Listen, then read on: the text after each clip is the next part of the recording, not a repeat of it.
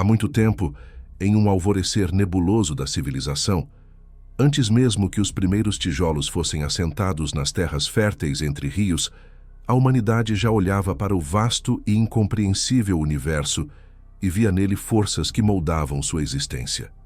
No coração da antiga Mesopotâmia, berço de lendas e mitos que ecoam até hoje, uma figura colossal e aterrorizante emergiu das águas primordiais, personificação do caos e da desordem que precediam toda a criação. Esta era Tiamat, a deusa dragão, uma entidade tão antiga quanto o próprio tempo, cujas escamas cintilavam com a escuridão do abismo e cujo rugido era o próprio trovão. Ela não era um dragão no sentido que hoje conhecemos, cuspindo fogo e alçando voo com asas membranosas. Tiamat era algo mais primitivo, uma serpente marinha gargantuesca, com características reptilianas e uma ferocidade primordial.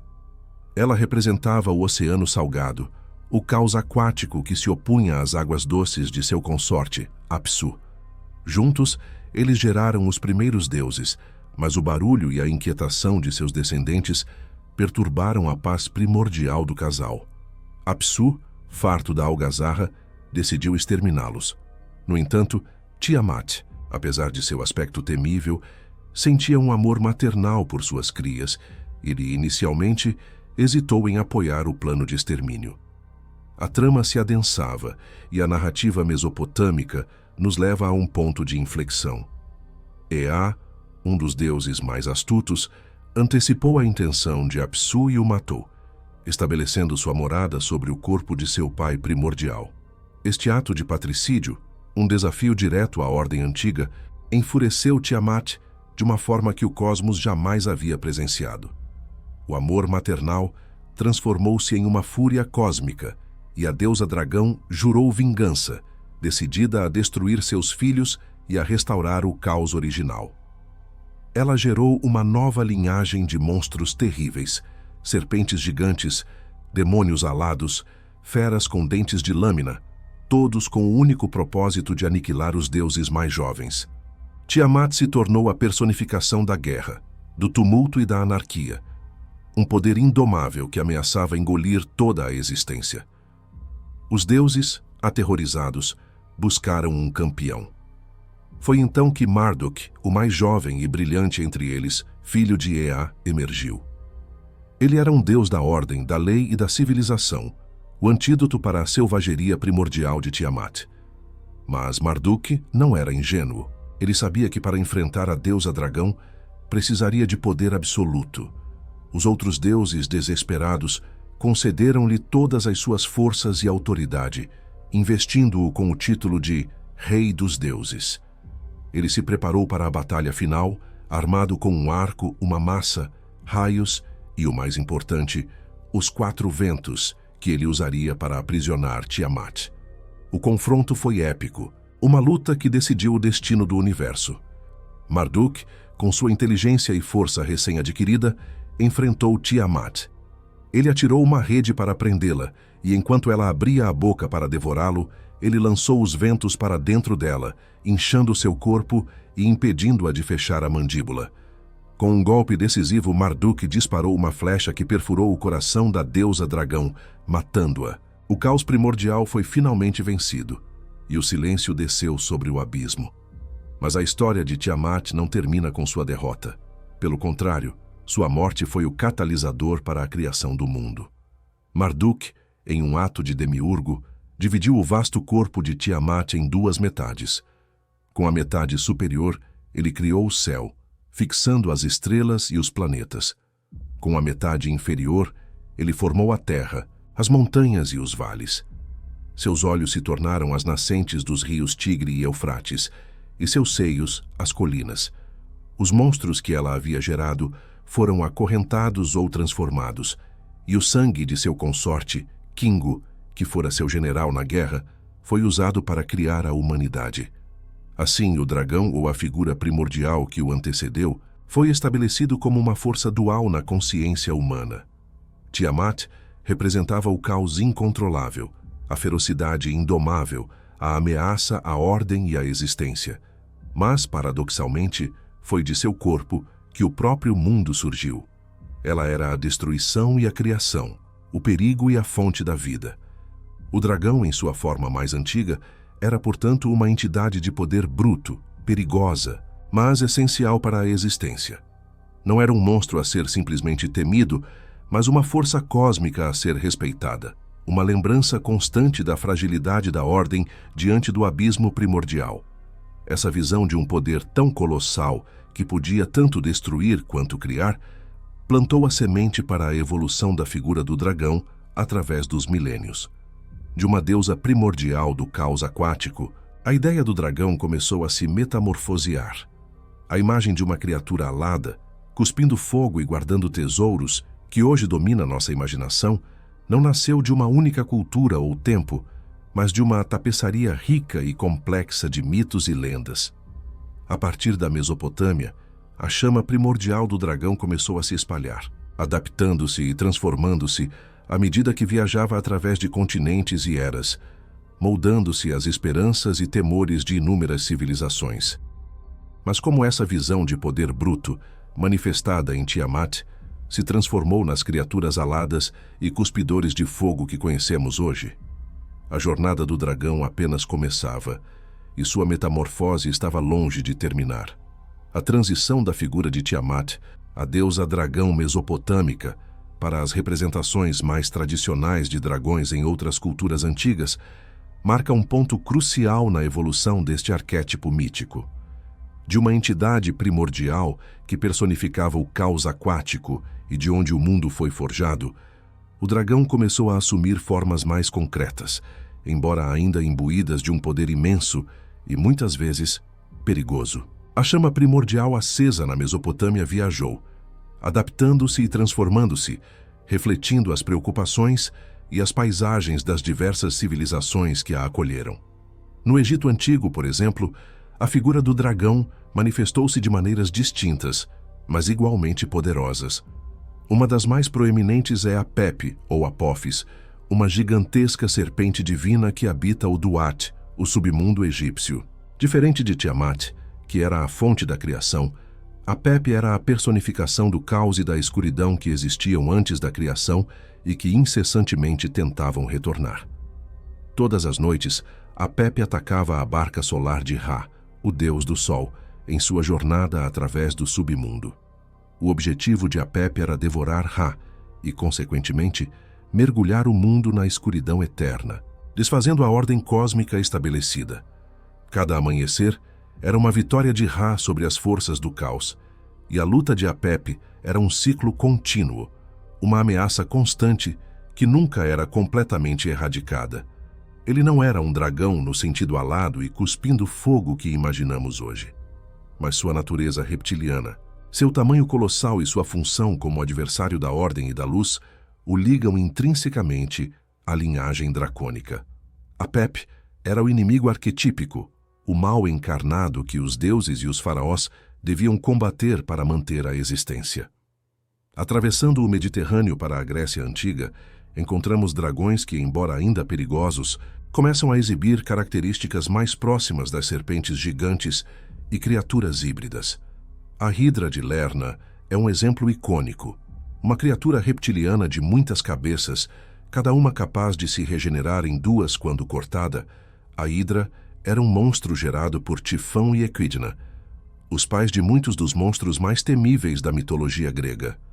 Ela guardava as águas de Lerna, aterrorizando a região até ser confrontada por Hércules em um de seus 12 trabalhos.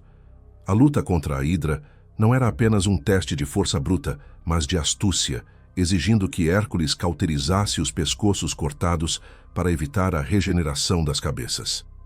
A Hidra representava um tipo de perigo persistente e quase invencível, um desafio que exigia mais do que meros músculos para ser superado.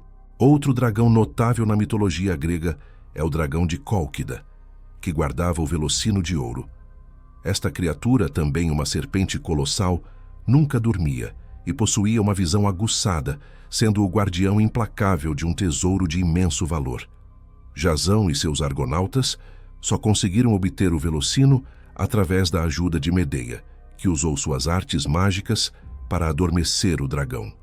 Aqui, O dragão assume o papel de guardião de tesouros, um tema que se tornaria recorrente em muitas culturas. Ele não buscava necessariamente a destruição por si só, mas defendia ferozmente aquilo que lhe era confiado ou que havia tomado para si. A dualidade do dragão a um só tempo destruidor e guardião começa a se solidificar. No Egito, a Pepe era a personificação da aniquilação. Na Grécia, a Hidra era a devastação faminta, enquanto o dragão de Cólquida era o Shouhujé, inabalável de uma riqueza incalculável. Essas criaturas não eram meros animais, eram forças da natureza, símbolos de poder primordial e desafios monumentais para a humanidade. Eles encarnavam o perigo do desconhecido, o fascínio pelo proibido e a necessidade de coragem para confrontar o sobrenatural. A serpente Piton, morta por Apolo em Delfos, é outra figura dracônica que merece menção. Piton guardava o oráculo de Gaia em Delfos e era uma criatura de terror antes de Apolo subjugá-la, estabelecendo seu próprio oráculo no local. A vitória de Apolo sobre Piton simboliza a vitória da ordem e da civilização sobre o caos e a natureza selvagem, um eco da batalha de Marduk contra Tiamat, embora em uma escala mais localizada. Esses dragões do mundo antigo, sejam eles serpentes colossais, criaturas de muitas cabeças ou guardiões vigilantes, pavimentaram o caminho para uma compreensão mais complexa do arquétipo. Eles não eram apenas ameaças físicas, eram desafios existenciais, testes de caráter e símbolos de forças que estavam além do controle humano. Eles representavam a fronteira entre o mundo civilizado e a natureza indomável, entre a luz e a escuridão, entre a ordem e o caos. A figura do dragão, portanto, já não era apenas a matriz da criação como Tiamat, mas um ser que podia tanto destruir quanto proteger, tanto aterrorizar quanto ser a chave para um conhecimento ou tesouro inestimável. A vastidão do deserto egípcio, as profundezas dos pântanos gregos e as montanhas escarpadas eram os lares dessas bestas míticas, cada uma delas tecendo uma nova camada de significado no já rico tecido da mitologia dracônica. Eles eram a personificação de forças naturais, de medos primordiais e das maravilhas ocultas do mundo. Mas e se o dragão não fosse apenas uma besta temível ou um guardião feroz, mas um ser de sabedoria e benevolência, uma fonte de prosperidade e boa sorte? Essa é uma visão que se chocaria drasticamente com a imagem ocidental que estava começando a se formar. A jornada do dragão estava apenas começando a se desdobrar, e o próximo capítulo levaria nossa imaginação para terras distantes, onde o poder alado assumiria uma forma completamente diferente, reverenciada e adorada. A transição da visão do dragão como uma força primordial do caos, ou um monstro a ser combatido, para um ser de sabedoria e benevolência, ocorre de forma marcante, quando o olhar se volta para o Oriente. Nas culturas asiáticas, e em particular na China, a figura dracônica assume um significado completamente distinto, quase um espelho invertido de suas contrapartes ocidentais. Longe de serem criaturas temíveis que cuspem fogo e trazem destruição, os dragões orientais são venerados como divindades, símbolos de poder imperial, sabedoria ancestral e, acima de tudo, prosperidade. O dragão chinês, ou Long, é talvez o exemplo mais proeminente dessa reinterpretação. Ele não rasteja no chão nem se esconde em cavernas escuras, mas ascende aos céus, dança entre as nuvens e governa as águas. É o senhor das chuvas, dos rios e dos mares, o dispensador da fertilidade que irriga as colheitas e sustenta a vida. Sua aparência é majestosa e complexa. Um corpo de serpente, escamas de carpa, garras de águia, chifres de veado e uma cabeça de camelo. Uma síntese de diferentes animais que simboliza sua supremacia sobre todas as criaturas. Diferente dos dragões ocidentais, que muitas vezes representam o mal a ser erradicado, o Ulonga é um presságio de boa sorte, um guardião protetor e um símbolo do poder divino. Na China antiga, o imperador era frequentemente referido como o filho do dragão, e o dragão de 5 garras era o emblema exclusivo da família imperial, representando a autoridade celestial e o mandato do céu. A cada garra, uma virtude ou um poder. prosperidade, sorte, saúde, sabedoria e conhecimento. Era uma criatura que trazia ordem e harmonia, não caos. Os palácios eram adornados com suas imagens, os tronos eram chamados de Trono do Dragão, e até mesmo as roupas imperiais levavam seus intrincados desenhos. A prosperidade de uma dinastia estava intrinsecamente ligada à benevolência dos dragões, e enchentes ou secas eram interpretadas como sinais de seu descontentamento. A crença nos dragões permeava todos os aspectos da vida chinesa, desde a arquitetura do Feng Shui, que buscava harmonizar as energias da Terra com os fluxos dos dragões celestiais, até os festivais anuais como o Ano Novo Chinês, onde danças do dragão coloridas e vibrantes celebravam sua chegada e invocavam sua boa sorte. Esses dragões não eram monstros a serem mortos, mas seres a serem honrados e respeitados, mediadores entre o mundo humano e o divino. Eles eram a personificação da força da natureza, mas uma força que podia ser compreendida e até mesmo cortejada para o benefício da humanidade. A influência dessa visão se estende por toda a Ásia Oriental. No Japão, os Ryu são criaturas semelhantes aos dragões chineses, também associadas à água e à chuva, embora com algumas diferenças estéticas, como a ausência de asas e garras mais curtas. Eles são frequentemente retratados como divindades marinhas ou guardiões de tesouros subaquáticos, e lendas contam sobre sua capacidade de conceder desejos e controlar o clima. O dragão japonês, assim como o chinês, é um símbolo de poder e sabedoria, mas também de transformação e adaptabilidade, muitas vezes associado ao budismo como um protetor da fé. Na Coreia, os Yong também compartilham muitas características com seus primos chineses e japoneses. Eles são vistos como seres benevolentes, associados à água e à agricultura, e frequentemente representados com escamas de peixe e barbas longas e fluidas. Lendas coreanas frequentemente retratam dragões concedendo favores a humanos virtuosos, ou até mesmo se transformando em humanos para interagir com o mundo mortal. Um exemplo é a lenda do rei Munmu, que em seu leito de morte desejou se tornar um dragão marinho para proteger a Coreia dos invasores japoneses, solidificando a imagem do dragão como um guardião benevolente da nação. A distinção fundamental entre os dragões orientais e ocidentais reside na sua natureza moral e na sua relação com a humanidade. Enquanto no Ocidente o dragão é frequentemente o antagonista, o mal a ser conquistado, no Oriente ele é um aliado, um benfeitor, uma força da natureza que, se respeitada, pode trazer imensa prosperidade. As batalhas contra dragões no Oriente são raras e, quando ocorrem, geralmente envolvem dragões malignos que se desviaram de seu caminho, não a totalidade da espécie. A ênfase está na harmonia e no equilíbrio, não na subjugação. Essa perspectiva oriental sobre os dragões é crucial para entender a amplitude do arquétipo dracônico. Ela revela que a imagem do dragão não é monolítica, mas maleável, moldada pelas crenças e necessidades culturais de cada povo. No Oriente, o dragão não é uma força bruta do caos primordial como Tiamat, nem um monstro devorador como a Hidra. Ele é a encarnação da força vital, um símbolo de poder que pode ser tanto destrutivo quanto criador, mas que, em sua essência, tende à benevolência e à ordem. Essa sabedoria ancestral, transmitida através de milênios de lendas e tradições, estabelece o dragão como um ser de profunda significância espiritual.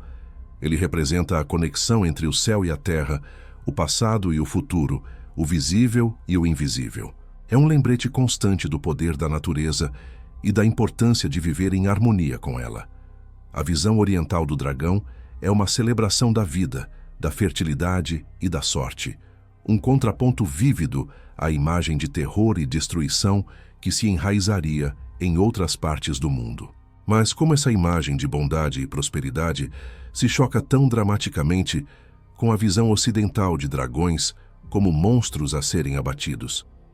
A resposta reside nas nuances culturais e nas diferentes interpretações do poder e do desconhecido. Enquanto o Oriente via o poder do dragão como algo a ser reverenciado e incorporado, o Ocidente, especialmente com a ascensão de certas ideologias, começaria a estigmatizá-lo como o inimigo, o mal encarnado. A jornada do dragão de benfeitor à besta estava prestes a tomar um novo rumo, mergulhando nas profundezas do medo e da superstição europeia. A jornada do dragão de benfeitor à besta estava prestes a tomar um novo rumo, mergulhando nas profundezas do medo e da superstição europeia. O contraste entre a reverência oriental e o terror ocidental não poderia ser mais gritante, e essa dicotomia se solidificaria com a ascensão de uma nova força cultural e religiosa que moldaria indelevelmente a percepção do dragão: o cristianismo. Na Europa medieval, o dragão, longe de ser um símbolo de prosperidade ou sabedoria, transformou-se no arquétipo do mal, um inimigo implacável da humanidade e da fé. Com a expansão do cristianismo, a figura do dragão foi habilmente cooptada e ressignificada para servir aos propósitos da nova religião. Criaturas míticas pagãs, muitas vezes associadas a divindades ou forças naturais pré-cristãs, eram frequentemente demonizadas para desacreditar as antigas crenças e consolidar a doutrina cristã.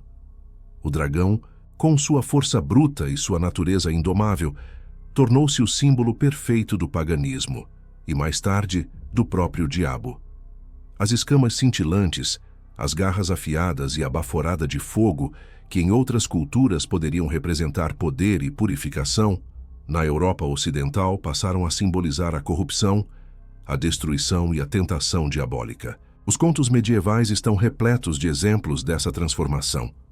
Um dos mais icônicos é, sem dúvida, a lenda de São Jorge e o dragão. Neste relato, São Jorge, um cavaleiro cristão, depara-se com uma cidade aterrorizada por um dragão que exigia sacrifícios humanos diários para saciar sua fome. Em um ato de bravura e fé inabalável, Jorge confronta a besta, a fere com sua lança e, em algumas versões, a domina e a leva de volta à cidade para que o povo a veja. Somente após a conversão em massa dos habitantes ao cristianismo, o dragão é finalmente morto. Este épico não é apenas uma história de heroísmo, é uma poderosa alegoria da vitória do cristianismo sobre o paganismo, da luz sobre as trevas, da virtude sobre o mal inerente representado pelo dragão. O dragão não é apenas um monstro, é a personificação das forças ancestrais e demoníacas que o Cavaleiro de Deus deve subjugar. Outro pilar da literatura medieval que solidifica a imagem do dragão como inimigo é o poema épico anglo-saxão Beowulf. Aqui, o herói Beowulf, já idoso, deve enfrentar um dragão que desperta e aterroriza sua terra natal após um escravo ousar roubar uma taça de seu tesouro. Este dragão não busca sacrifícios ou conversão, ele busca vingança e destruição. Ele é a encarnação da ganância e da fúria descontrolada, guardando um vasto tesouro com uma possessividade selvagem. O combate entre Beowulf e o dragão é brutal, culminando na morte de ambos. A criatura aqui é uma força da natureza, sim, mas uma força destrutiva e implacável, um desafio final que o herói deve superar, mesmo que isso custe sua vida. A imagem de um dragão guardando um tesouro, que se tornaria um tropo clássico da fantasia, ganhou força imensa com obras como Beowulf e a lenda de Fafnir, o anão transformado em dragão pela maldição de um anel e seu ouro. Fafnir, da mitologia nórdica, é outro exemplo pungente. Originalmente um anão, ele foi transformado em um dragão monstruoso pela sua insaciável ganância, pelo anel de Andvari e o tesouro amaldiçoado que o acompanhava. A história de Fafnir, que é morto por Sigurd, reforça a ideia de que o dragão é uma criatura corrompida pela posse e pela cobiça e que sua existência é inerentemente perigosa e destrutiva. O dragão não é apenas um guardião, mas um símbolo da própria ganância e dos perigos morais que ela representa. A associação com a destruição era palpável. Dragões eram frequentemente descritos como criaturas que queimavam vilas, devoravam rebanhos e aterrorizavam populações inteiras. Sua presença era um presságio de desgraça, fome e morte. Não havia dualidade benevolente aqui. O dragão era o oposto do homem, da ordem e da civilização. Sua morte, portanto, era um ato de libertação, uma prova de fé e coragem e uma vitória para a humanidade. O herói que matava o dragão não apenas salvava vidas, mas também purificava a terra do mal. Essa visão de dragões como inimigos a serem conquistados para provar a fé e a bravura teve um impacto profundo na imaginação europeia. Cavaleiros se lançavam em busca dessas feras, não apenas por glória, mas por salvação, acreditando que ao abater o monstro, eles estavam combatendo as forças do inferno na terra. O dragão se tornou o inimigo arquetípico, o desafio supremo que testava os limites da coragem humana e da fé cristã. Sua pele impenetrável, seu hálito flamejante e sua astúcia demoníaca o tornavam um adversário formidável, exigindo não apenas força física, mas também pureza de coração e mente. Assim, o dragão medieval europeu era mais do que uma criatura fantástica. Era um espelho dos medos mais profundos da sociedade da época. Ele personificava a desordem, o pecado e a ameaça constante do desconhecido. Ao contrário de seus primos orientais, que eram reverenciados e incorporados em cerimônias de fertilidade e poder, o dragão ocidental era o outro, o perigo a ser erradicado. Sua existência servia para reforçar a moralidade cristã e a necessidade de heróis que pudessem defender a fé e a civilização contra as forças do caos. A persistência dessa imagem de um monstro ganancioso e destrutivo, guardando vastos tesouros e aterrorizando reinos, se enraizou profundamente no imaginário coletivo. Ela ecoaria por séculos, influenciando contos de fadas, lendas e, eventualmente, a literatura fantástica moderna. O dragão era o ápice do mal, o desafio final. Mas se os dragões eram criaturas tão temidas e vistas como a própria encarnação do mal, como alguns humanos ousavam tentar domá-los. A ideia de controlar uma força tão primordial e destrutiva parecia uma heresia, um desafio à ordem natural e divina. No entanto, a semente dessa ousadia já começava a germinar, plantada na curiosidade humana e no desejo de poder. A próxima fase da evolução do dragão na imaginação humana seria testemunhada através das páginas da literatura, onde sua natureza seria redescoberta, reavaliada e, em alguns casos, até mesmo desafiada por aqueles que buscavam ir além da simples caça ao monstro. A transição do dragão de um símbolo de puro mal e destruição para algo mais complexo começou a se manifestar com o despertar da magia na literatura fantástica clássica. Séculos de lendas e contos de bravos cavaleiros contra feras cuspidoras de fogo haviam solidificado a imagem do dragão como o inimigo arquetípico. No entanto, com o advento de autores visionários no século XX, essa percepção unidimensional começou a se fragmentar, dando lugar a criaturas de uma profundidade e ambiguidade moral muito maiores. O dragão, que antes era meramente um obstáculo a ser superado, começou a ser visto como um personagem com motivações, personalidade e, por vezes, até mesmo uma sabedoria ancestral. J.R.R. Tolkien, com sua obra seminal O Hobbit, desempenhou um papel crucial nessa redescoberta e reinterpretação. Seu dragão, Smaug, não era apenas uma besta furiosa, mas a personificação da ganância e astúcia, um ser que falava, tramava e se deleitava em sua vasta riqueza. Smaug não era motivado por uma maldade inerente ou um desejo cego de destruir, mas por um apego possessivo ao tesouro que havia roubado dos anões e que guardava com uma vigilância quase humana. Ele era um personagem complexo, com um ego inflado e uma inteligência afiada, capaz de manipular e intimidar com palavras tão eficazmente quanto com fogo. Sua covil na montanha solitária era um símbolo de sua corrupção e de sua existência solitária e miserável, apesar de todo o ouro.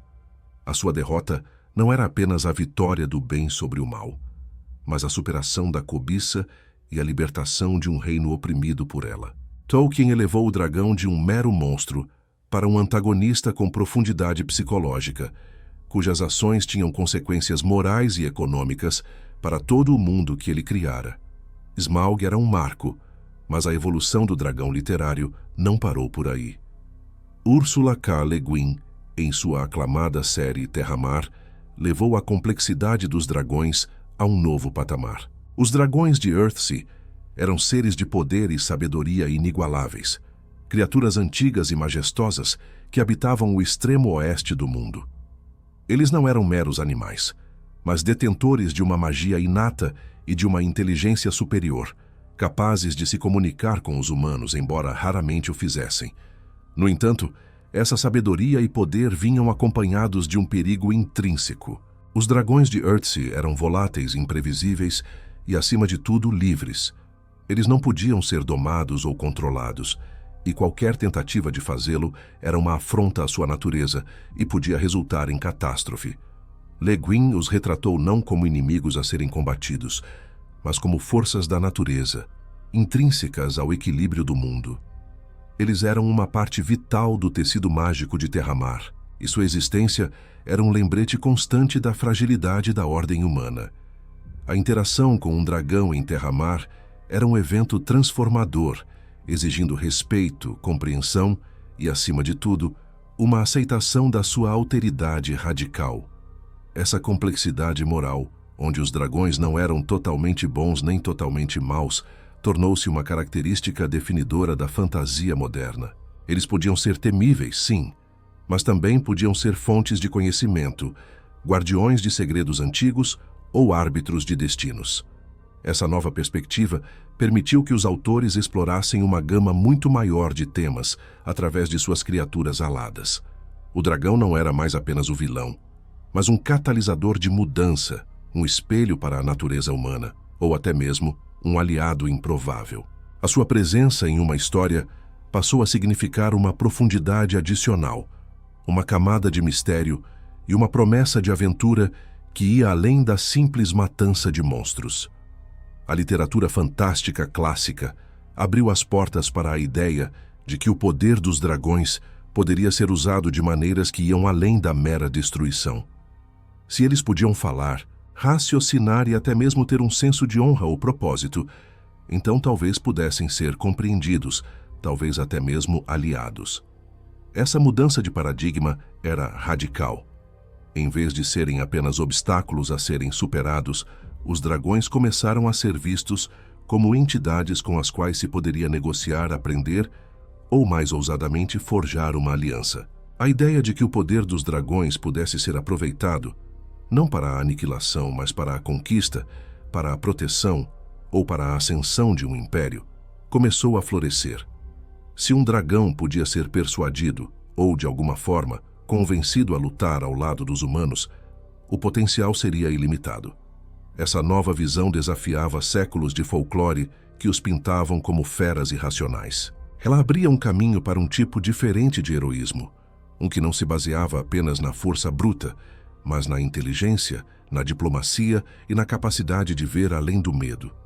A pergunta que se impunha era: se a humanidade pudesse, de alguma forma, controlar ou ao menos coexistir com essas criaturas majestosas e aterrorizantes, o que isso significaria para o futuro? A Era dos Cavaleiros de Dragão estava prestes a nascer, prometendo um mundo onde a linha entre o homem e a fera seria ainda mais tênue e onde o poder alado poderia se tornar a chave para o domínio. A ousadia de contemplar a domesticação de um dragão, de forjar uma aliança com uma criatura tão antiga e poderosa, marcou um ponto de virada na mitologia e na ficção. Não se tratava mais apenas de combater o monstro, mas de compreendê-lo, de se conectar com ele em um nível que transcendia a mera sobrevivência. Essa nova perspectiva deu origem à fascinante figura do Cavaleiro de Dragão, um conceito que explorava a simbiose entre as duas espécies e as implicações de tal união para o destino de ambos. O medo ancestral começou a ser substituído por uma admiração reverente, e a possibilidade de montar um dragão, de sentir o vento sob suas asas e o calor de sua respiração, tornou-se um dos sonhos mais ambiciosos da imaginação humana. Um dos exemplos mais icônicos dessa transição é encontrado na série Pern, de Anne McCaffrey. Em Pern, os dragões não são apenas bestas, mas seres sencientes, criados geneticamente para combater uma ameaça externa devastadora. Os fios, esporos mortais que caem do céu. A relação entre os cavaleiros e seus dragões em Pern é de profunda simbiose e telepatia. Desde o momento da impressão, um vínculo mental e emocional é forjado, tornando-os inseparáveis. O cavaleiro e o dragão compartilham pensamentos, sentimentos e até mesmo a dor um do outro. Essa união não é de dominação, mas de parceria. Os dragões de Pern, com suas cores distintas e habilidades específicas, do bronze, o maior e mais inteligente, ao verde, o mais ágil, representam a esperança e a resiliência de uma civilização à beira da aniquilação. Eles não são meros veículos, são companheiros leais, capazes de voar através do tempo e espaço e de expelir fogo para incinerar os fios. A coragem de um cavaleiro e a força de seu dragão são inseparáveis, e a perda de um geralmente significa a morte do outro. Tamanha é a profundidade de seu laço.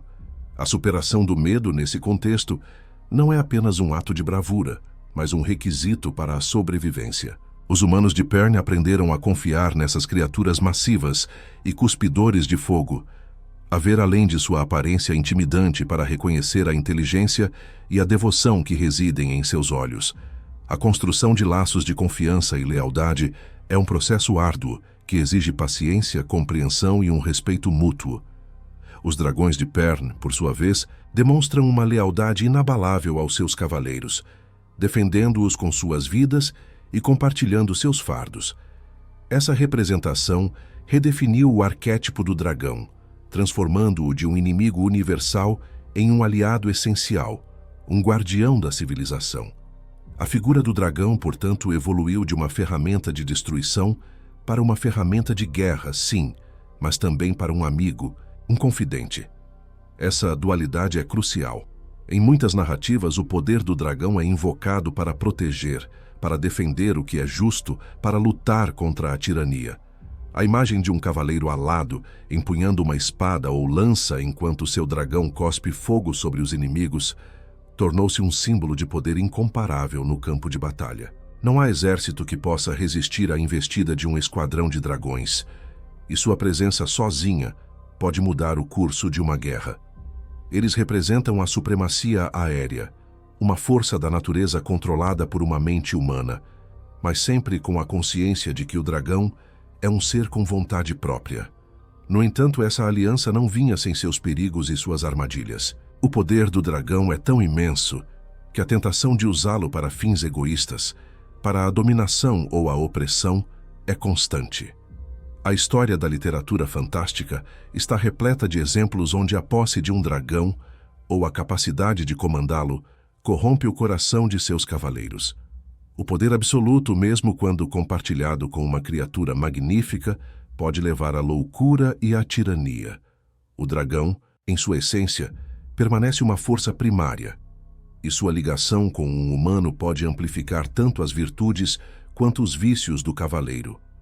Em algumas culturas fictícias, a linhagem dos cavaleiros de dragão não é apenas uma questão de treinamento, mas de sangue, de uma conexão inata que permite a comunicação e o controle. Essa ideia de sangue de dragão sugere que certas famílias ou indivíduos possuem uma afinidade especial com essas criaturas, uma herança genética ou mágica que os distingue dos demais. Isso adiciona uma camada de misticismo e destino à relação, elevando os cavaleiros de dragão a um status quase divino, como se fossem escolhidos pelos próprios deuses ou pelos dragões. Mas o que acontece quando o poder de um dragão é tão grande que corrompe não apenas o indivíduo, mas toda uma dinastia, uma sociedade? Quando a capacidade de comandar essas feras aladas se torna a base de um império, e a perda desse poder significa o colapso de tudo? A história de Westeros, como contada por George R.R. Martin, oferece uma exploração brutal e realista dessa questão. Os Targaryen, com seu sangue de dragão e seus dragões, construíram um império poderoso, mas a dependência excessiva dessas criaturas levou à sua queda. O controle sobre os dragões não era absoluto, e o destino de um reino inteiro podia depender do humor de uma besta. A Era dos Cavaleiros de Dragão, portanto, é uma meditação sobre o poder, a responsabilidade e as consequências de se aliar a forças que transcendem a compreensão humana. Ela nos força a questionar os limites da ambição e a natureza da dominação, mesmo quando exercida sobre as mais magníficas das criaturas. O mundo de Westeros, meticulosamente construído por George R.R. Martin em sua saga As Crônicas de Gelo e Fogo e imortalizado na tela em Game of Thrones, oferece uma redefinição brutalmente realista e visceral dos dragões, um contraponto chocante às visões mais românticas ou puramente malignas que os precederam. Longe das criaturas benevolentes do Oriente ou dos vilões unidimensionais da Europa medieval, os dragões de Martin são forças da natureza, um poder indomável que desafia a categorização simples. Eles são, acima de tudo, ferramentas de guerra, armas de destruição em massa, mas com uma inteligência e um caráter próprios que os tornam muito mais do que meros instrumentos. A ressurreição de Drogon, Rhaegal e Viserion, chocados dos ovos petrificados por Daenerys Targaryen, marcou um ponto de virada não apenas para a série, mas para a própria mitologia dos dragões na cultura popular. Não eram os dragões de Tolkien, que podiam ser enganados por anões astutos, nem os dragões de Pern, que formavam laços telepáticos com seus cavaleiros. Os dragões de Daenerys eram selvagens, majestosos e aterrorizantes. Sua existência por si só alterou o equilíbrio de poder em Westeros, transformando uma jovem exilada em uma rainha com um exército inigualável. O rugido de Drogon, o fogo que jorrava de suas goelas, era um som que inspirava tanto terror quanto reverência, e seu voo sobre os campos de batalha era um presságio de aniquilação para os inimigos. Martin nos lembra constantemente que dragões não são escravos. Essa frase ressoa através da narrativa, sublinhando a impossibilidade de controle absoluto sobre essas criaturas. Daenerys, apesar de seu sangue de dragão e sua aparente conexão inata com eles, percebeu que o vínculo era tênue, baseado em respeito e necessidade mútua, e não em servidão. O incidente em que Drogon incinera uma criança, por mais acidental que fosse, serve como um lembrete sombrio de sua natureza selvagem e imprevisível. A tentativa de Daenerys de acorrentá-los, por mais bem-intencionada que fosse, foi um ato de desespero e um reconhecimento de que, mesmo para sua mãe, eles permaneciam indomáveis. O custo de seu controle, ou a ilusão dele, é imenso. A dependência dos Targaryen de seus dragões para manter o Trono de Ferro levou a uma série de eventos catastróficos, incluindo a Dança dos Dragões, uma guerra civil devastadora que quase erradicou a espécie. A mera posse de dragões conferia legitimidade e poder inigualáveis, mas também trazia consigo a inevitabilidade da destruição. Em Westeros, os dragões não são apenas criaturas mágicas. Eles são metáforas para o poder absoluto, a tentação que corrompe e a força que, uma vez desencadeada, é quase impossível de conter. A morte de Viserion, transformado em um espectro de gelo e fogo pelo Rei da Noite, foi um momento arrepiante que subverteu todas as expectativas. Não apenas demonstrou a vulnerabilidade dos dragões, mas também aterrorizou o público com a ideia de que mesmo essas bestas míticas poderiam ser subjugadas por uma força ainda mais primordial. Viserion, o dragão de gelo, tornou-se um símbolo da corrupção da natureza, uma arma antinatural que servia a um propósito maligno, invertendo a própria essência do dragão como criatura de fogo e vida. Os dragões de Martin não são heróis nem vilões inerentes. Eles são catalisadores, amplificadores de intenções humanas. Seus cavaleiros podem usá-los para libertar escravos, como Daenerys fez em Essos, ou para queimar cidades inteiras, como ela fez em Porto Real. O fogo do dragão purifica e destrói, cria e aniquila. Eles são o poder bruto da natureza, encapsulado em escamas e asas, um espelho que reflete a alma de quem os comanda. Essa complexidade e ambiguidade moral são o que os tornam tão fascinantes e aterrorizantes. A representação de Martin desmistifica os dragões em alguns aspectos, removendo o véu de magia pura para nos mostrar que, Embora sejam fantásticos, eles ainda estão sujeitos a leis biológicas e estratégicas. Eles precisam ser alimentados, eles podem ser feridos e eles reagem a estímulos como qualquer outra criatura, embora em uma escala muito maior. No entanto, essa desmistificação não diminui seu impacto. Pelo contrário, torna-os mais críveis e, portanto, mais assustadores. Em suma, os dragões de Game of Thrones solidificaram sua posição como o ápice da representação moderna dessas criaturas míticas, forçando-nos a confrontar a realidade brutal de sua existência. Eles são a personificação do poder, da destruição e da legitimidade, mas também da liberdade selvagem e da beleza aterrorizante. Eles são um lembrete de que a força mais potente não pode ser completamente controlada e que o preço de tentar pode ser catastrófico. Após 0 anos de história, qual o verdadeiro legado dos dragões para a humanidade depois de terem sido deusas primordiais, monstros temíveis, símbolos de boa sorte e, finalmente, armas de destruição em massa com uma mente própria? A resposta talvez resida na própria persistência de sua imagem em nossa imaginação coletiva.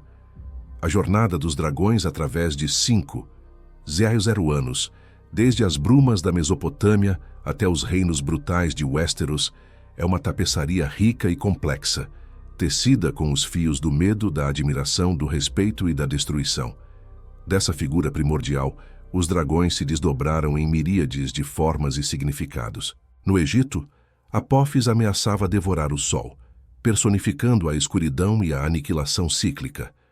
Na Grécia, a Hidra de Lerna e o dragão de Colchis eram desafios heróicos, guardiões de tesouros e símbolos de perigo, mas ainda criaturas a serem superadas pela astúcia e força humana. Essas bestas, embora temíveis, já mostravam a dualidade do dragão, o perigo que guardava o valioso, a ameaça que protegia o sagrado. A visão ocidental inicial consolidou o dragão como um adversário, um obstáculo a ser vencido. No entanto, o Oriente apresentou uma perspectiva radicalmente diferente. Na China, Coreia e Japão, os dragões não eram monstros a serem temidos, mas seres celestiais, benevolentes e sábios. Eles controlavam as chuvas, garantiam as colheitas e eram símbolos de boa sorte, prosperidade e poder imperial. Eram vistos como divindades, com uma conexão intrínseca à natureza e à fertilidade. A ascensão de um imperador era frequentemente associada à linhagem dracônica, conferindo-lhe legitimidade e um mandato divino. Essa dicotomia entre o dragão ocidental devorador e o dragão oriental benfeitor ilustra a profundidade com que essas criaturas se enraizaram nas psiquis culturais, moldando crenças e rituais. Com a ascensão do cristianismo na Europa, a figura do dragão foi demonizada, tornando-se o arquétipo do mal e do paganismo, uma serpente antiga que tentava a humanidade. São Jorge e o dragão, Beowulf e Fafnir, são histórias que solidificaram o dragão como o inimigo a ser combatido, a personificação da ganância e da destruição, cujo tesouro era maculado e a alma corrompida.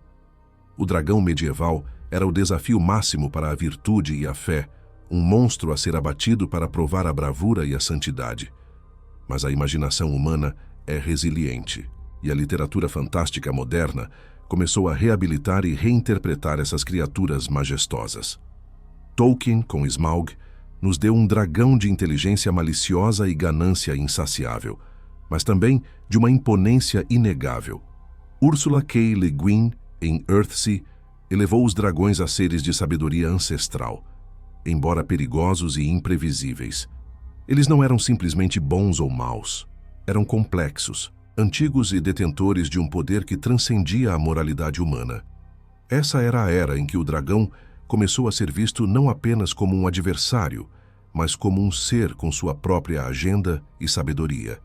A ideia de domesticação e aliança floresceu, notavelmente nas obras de Anne McCaffrey, onde a relação simbiótica entre humanos e dragões em Pern transcendeu a mera montaria, tornando-se um vínculo de companheirismo e lealdade profunda. O dragão, antes um inimigo, tornou-se um amigo, uma ferramenta de guerra e um símbolo de esperança. Essa evolução mostrou que o medo poderia ser superado pela compreensão e pelo respeito mútuo, abrindo caminho para uma nova era de interação. Finalmente, George R.R. Martin, em Game of Thrones, trouxe os dragões para a vanguarda da ficção contemporânea com uma brutalidade realista e uma complexidade moral sem precedentes. Drogon, Rhaegal e Viserion não são apenas feras mágicas. Eles são armas de destruição em massa, símbolos de poder indomável e um espelho para a alma de seus cavaleiros. Eles são a personificação do poder absoluto, a tentação que corrompe e a força que, uma vez desencadeada, é quase impossível de conter. A morte e ressurreição de Viserion como um dragão de gelo subverteu todas as expectativas, mostrando que nem mesmo o poder do dragão é invulnerável e que a corrupção pode atingir até as criaturas mais majestosas. O verdadeiro legado dos dragões para a humanidade, após 5 anos, reside em sua persistência como um ícone cultural e um espelho multifacetado de nossa própria psique. Eles começaram como deusas primordiais, foram transformados em monstros temíveis, ascenderam a símbolos de boa sorte e sabedoria e, finalmente, se tornaram ferramentas de guerra com uma mente própria. Essa evolução reflete a nossa própria jornada, da reverência temerosa pela natureza selvagem à tentativa de subjugá-la, da busca por significado em divindades benevolentes à exploração do poder bruto e suas consequências. O dragão, em todas as suas formas, cores e significados, sempre representará um poder além da compreensão humana. Seja o caos primordial, a tentação demoníaca, a sabedoria ancestral ou a arma nuclear em escamas, o dragão nos força a confrontar o limite de nosso controle e a imensidão do que não podemos domar. Eles são a personificação da liberdade selvagem, da beleza aterrorizante e da força incontrolável que reside tanto no mundo ao nosso redor quanto dentro de nós mesmos. A resiliência do arquétipo do dragão na imaginação humana é a prova de que, independentemente de como os percebamos, eles continuarão a voar em nossos mitos, em nossas telas e em nossos corações, um testemunho eterno da nossa fascinação pelo magnífico e pelo indomável.